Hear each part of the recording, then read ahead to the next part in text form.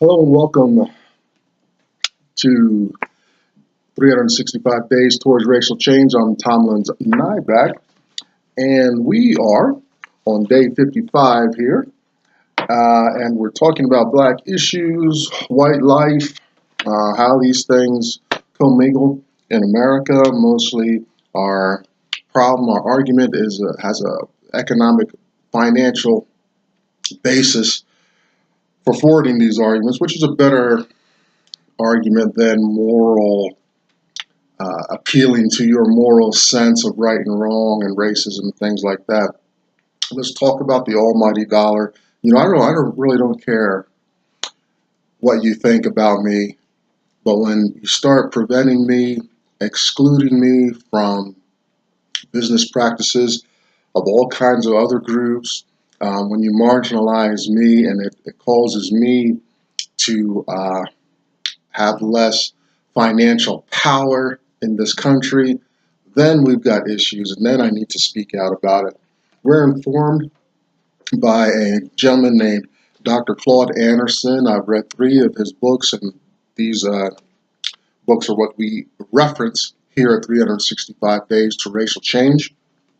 The first book I read is A Black History Reader, 101 Questions You Never Thought to Ask.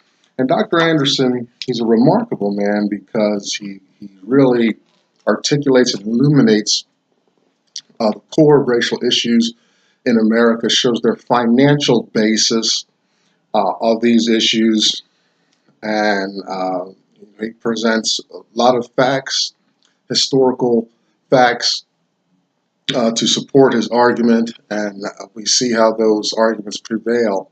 2 questions we try to think about, that I try to tease out here to the audience, is the first question has kind of 2 parts. One part is, does black slavery, oppression, vulnerability, marginalization, does that mindset prevail from slavery to generation? And the second part is, does white entitlement, privilege, expectation, favor in America last from generation to generation, beginning in slavery and the beginning of racism back in the 1500s, early 1600s. So and the second question is, are blacks playing the economic game properly and rightly, or are we just some bloated consumer class in America, just meant to still go out and labor and bring our resources to groups and organizations that are hostile to black success and growth? Stick around. I try not to be explicit, although at various times I am, but stick around and make your own conclusions. I want you to think. I don't want you to spoon feed you any information here. Dr. Anderson's second work is Black Labor, White Wealth, Search for Power and Economic Justice. We reference this book as well. We're going through a series of myths as far as to impediments to empowerment and economic justice. And we'll be referencing some material from that book today. And finally, I read Dr. Anderson's plan to empower, a national plan to empower Black America, Powernomics. And while that information, that text, is more than a decade old, it's still relevant, and we still have some good ideas to put Black people in a better space as a group.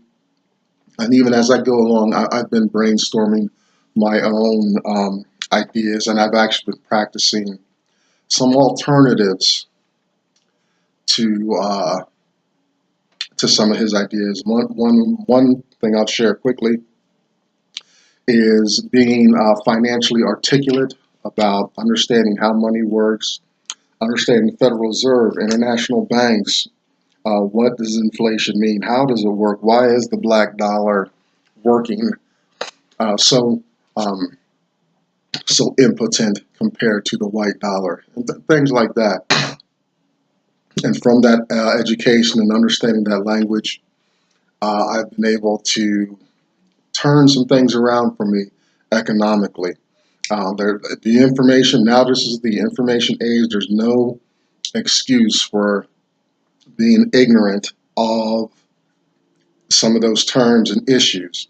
If you were intelligent enough to dial up this video on YouTube, then you can find any information, valid information you need to make your life better. Start with those financial terms.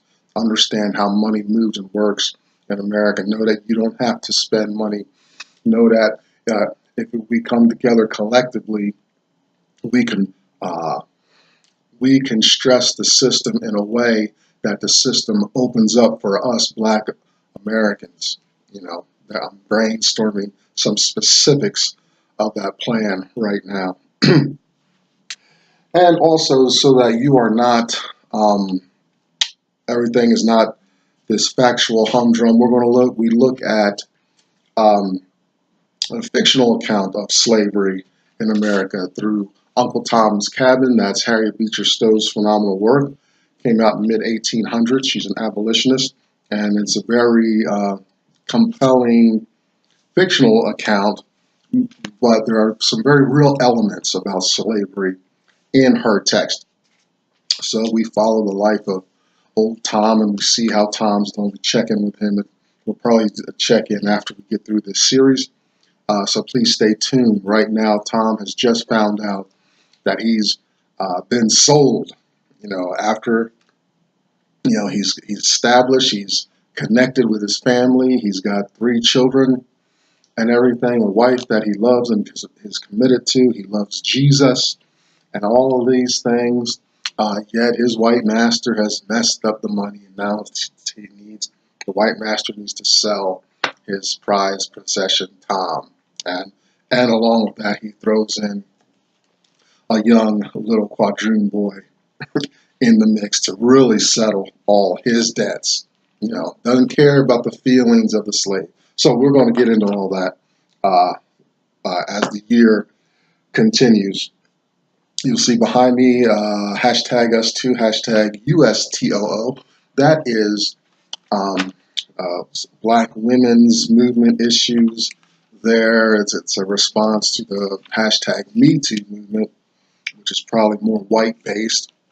But what's interesting, we're going to talk in a couple days about some of those differences. So please check in there. Also, blagenough.com, well, not .com, it's something else, but blagenough, you start typing it in your browser, BLAGGENUF, and you'll get to that community. It's like a Black Facebook.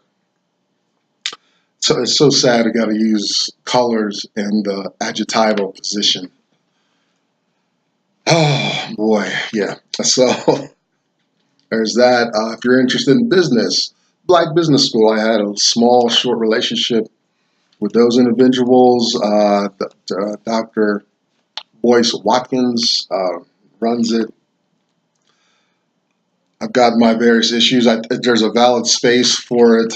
One of my biggest issues is I don't like subscriptions. I don't like financial subscriptions and attachments to my bank accounts of that nature. I'm very careful about subscriptions. So that's one of my issues. So I'm not involved with them as much anymore. But it's a good place. They got a lot of great stuff, material for you to think about. Because there is a difference between Black business, white business issues. I will continually come back to here at 365 Days to Racial Change. I just want to get to the subject. We are going through a series of myths here for Black America's myths as far as what is politically correct to say about Black people and their struggles, and what is the reality. That is the basis of the myth, right? A myth, we say myths have there's a kernel of truth or rooted in some small truth. Then there's some small truth to the myth, and we can probably find plenty of written documentation to support these myths that we are talking about, but they're myths because they're not the practical and real experience of black people in America. Today we're at myth number 5, black ethnicity. And when we say black ethnicity, we're talking about are black Americans, those native born here, those descended from slaves. I'm glad if you're black in America and that you can trace your history all the way back to free slaves and all that. I don't. That's been verified for me through my immediate family members that I'm a descendant of slaves, and that's a good thing. I think I'm stronger for that.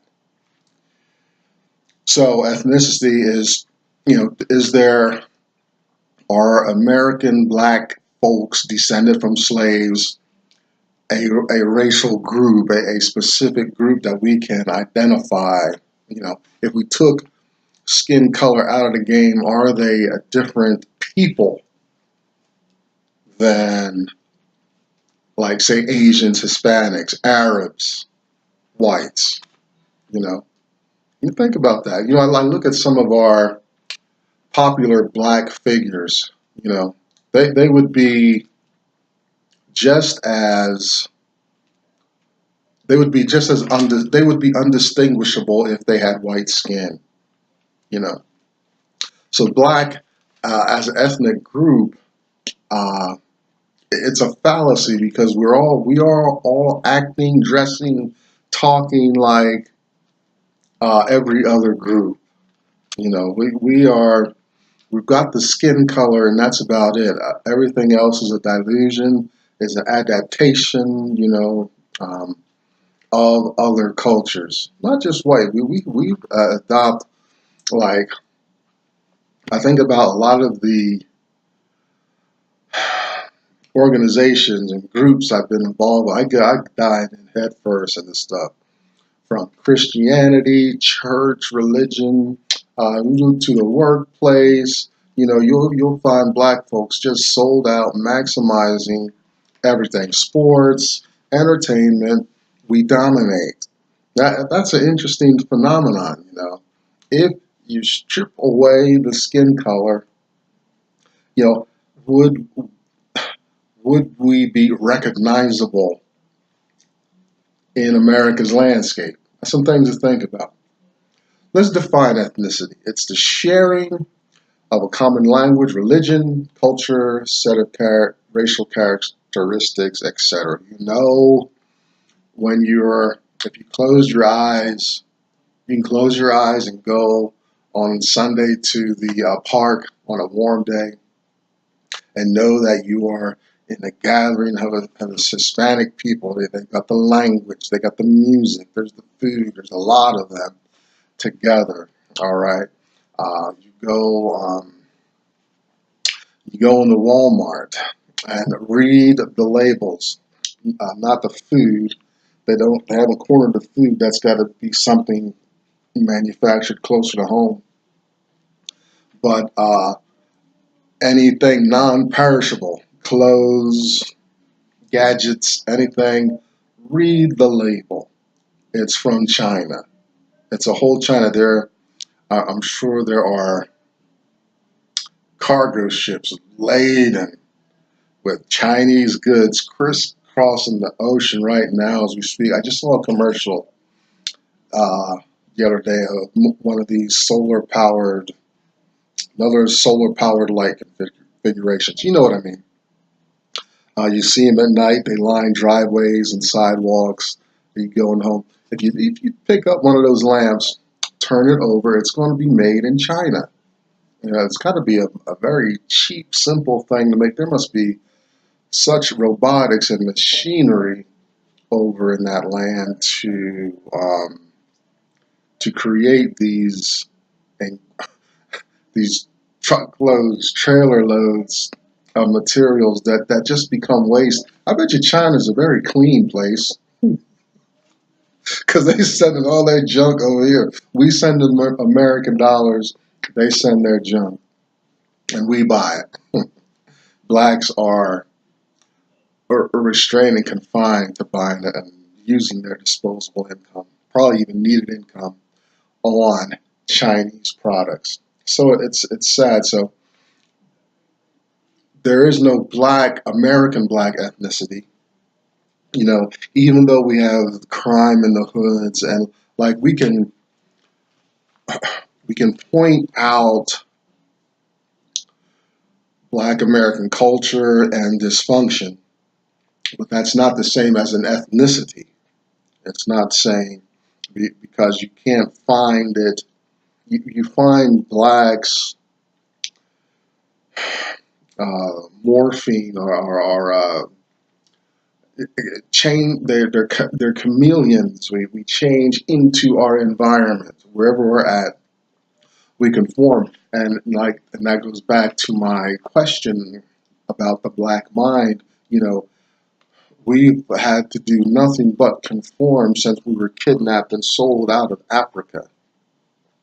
We've had to eat a different food, we have a different religion, whatever that was. We can argue about the reality of Islam's influence. I think I have a strong argument against that.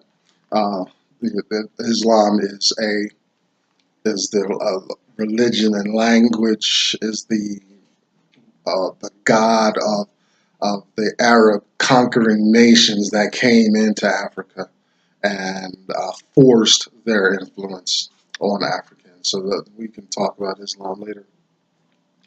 But everything else, you know, blacks are always the result of some conquering, more powerful foes. So there is no ethnicity. I wonder what real black American ethnicity is.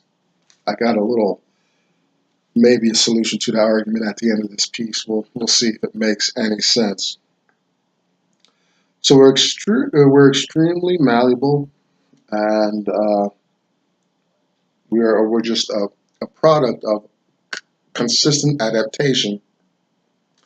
See, the white folks, the white society hangs this little carrot right out there, and black folks just follow right along. We don't have to. We can come against that. We can be our own group and all that, but we don't stop. We don't think. But, you know, we're always busy. If there's some dysfunction or something crazy to get into, we fall right into it. You know, it's something about the black mind is there's a conditioning there that we're not paying attention to. Um, True ethnics, and I'm coming more out of Dr. Anderson's book here, Black Labor, White Wealth. True ethnics are, they're in a way a lesser group to the dominant society, but they're eventually accepted into the dominant society as who they are. I say that, and I'm explicit about that because you could take your Asians, Hispanics, and all that. And the Arabs, they'll take their identity as that group and hold on to that identity uh, until they're accepted as Hispanics, Arabs, Asians in that society. But black people have to have our hands folded, have our hat in our hand, and then have a little stew to be thought of just to be able to participate in the dominant white society here in America. That's very disturbing. You've heard me a couple days, probably within the past seven days, mention that 2 or 3 times now. You know, we get whipped, beaten, raped, burned, lynched, hung, incarcerated, overworked, never paid, all that. Yeah, we are the ones that have to have, like we're doing some kind of supplication to the Virgin Mary to participate in America. That's very sad. Um, you know, as far as the ethnics as well, I want to talk about just briefly about race and the delusion of blackness from white slave masters. Now, sometime this year, hopefully I'll get to talking about how white slave masters were the rapists and the perpetrators of sexual violence against their black um, slave mistresses. Yet black men are held as rapists of white women. I want to talk about how black women were the victims of white rape, of white sexual assault. Yet black women are seen as promiscuous and over sexual and stuff. A lot of things, a lot of these myths like that. I've written about it. Angela Davis has talked about it, and as well as Frederick Douglass way back in the 1800s, um, seeing this phenomenon and how white folks get off the hook with this idea of sex. So history is very forgiving, very um, it turns a blind eye to white men sexually assaulting their black slaves. And it's so you got these mulattoes and quadroons and octoroons running around. This man is he's repopulating his own slave force. He's I did there's some numbers in the Uncle Tom's Cabin text that I have. It's an annotated text, and they got some census uh, information there. And black slaves, I guess, were very valuable as property and stuff like that. But how awesome! I think about it. You can go out. You don't have enough slaves. Oh well, you just take slaves. And you just go out, have sex, and produce more slaves. And the census data is interesting. Shows some interesting things about slave population growth in America and related to that. So history is very forgiving towards these white slave masters, from presidents and founders of this nation on down. This is a common thing, and that hence there's specific laws about whiteness. There's quadroons, it's a quarter black blood in there, so that person's black. Octoroons are eighth. Blackness, so they're considered blacks. They're slaves. These guys are having their children be slaves, just like Chicken George in Alex Haley's Roots. The offspring of Chuck Connors. I forget what his character's name was. Chuck Connors' character and Kizzy. Had to have Chicken George, and Chicken George running around as a slave, fighting chickens for his father, who he considers his master all his life. So it's all messed up, and that's so unethical. The children, right? Children in general get the benefits of their father. They get their father's last name. They get their father's inheritance, possessions, and things like that. So you got all these white folks running around producing all their white children who they're just apathetic towards, and just put them out in the field and whatnot. That's really rude. History is so quiet about that. Well, because it's a white history. It's the history promotes the white machine. Okay, so we know all about that. I'm not going to waste time today on that argument. Now, I mention that because getting back to ethnicity is us black folks, whatever shade, are, we're embedded here in every echelon of society. You're going to find us participating, from hardcore incarceration on up to national, international political levels. you find black folks doing, you know, responding at whatever level and activity, you know. But we're not recognized as a, well, on paper we're thought of as a race and ethnicity and things like that. But in reality, we are just we blend in. Like I said, we're chameleons to whatever post we find ourselves in life. And this is true, it's true everywhere, everywhere. See, so what is blackness? What's American blackness? What does it, right? Is it because we talk a slang? Do our hair different? Um, yeah, eat a different food? Truth is, we don't know. We don't know. We're very, as far as our behavior, our thought, it's very white. You know, it's very proper. You know, I jammed up Steve Harvey.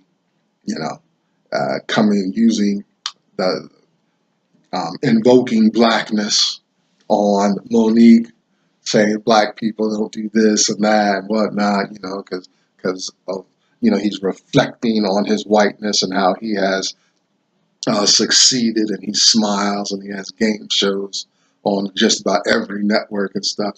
He's gotten there not by being holding a certain attitude or behavior. He's gotten there because he's gotten along.